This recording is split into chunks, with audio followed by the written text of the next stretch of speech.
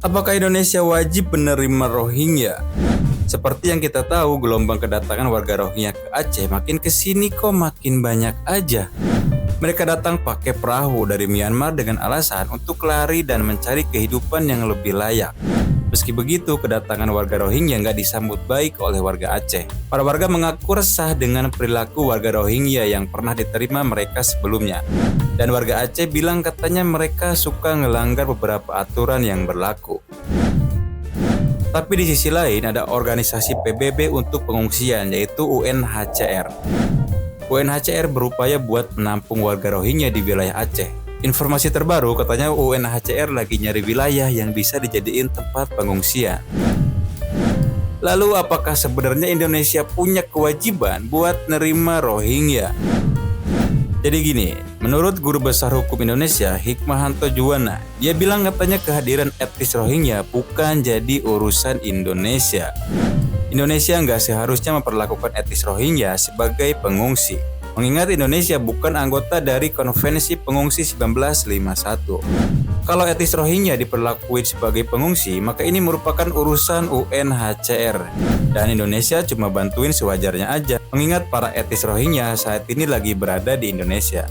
Dan etnis Rohingya yang terus datang ke Indonesia di Aceh menggunakan kapal-kapal laut, bukan pengungsi tapi pendatang gelap.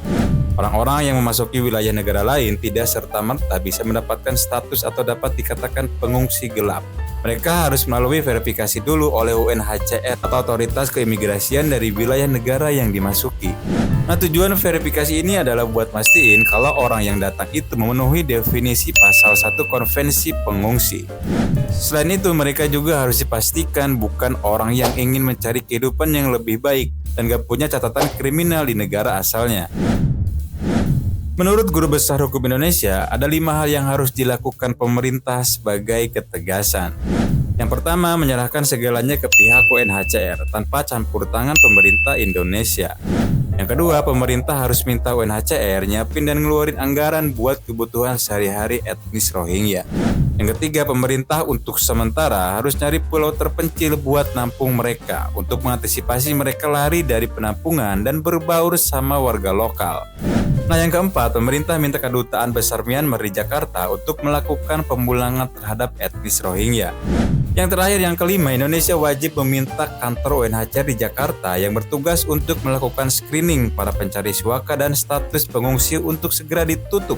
Hal ini karena kantor tersebut jadi faktor pendorong banyaknya etnis Rohingya dan sejumlah bangsa keluar dari negaranya dan malah datang ke Indonesia. Kira-kira enaknya diapain ya etnis Rohingya ini? Dan terima kasih.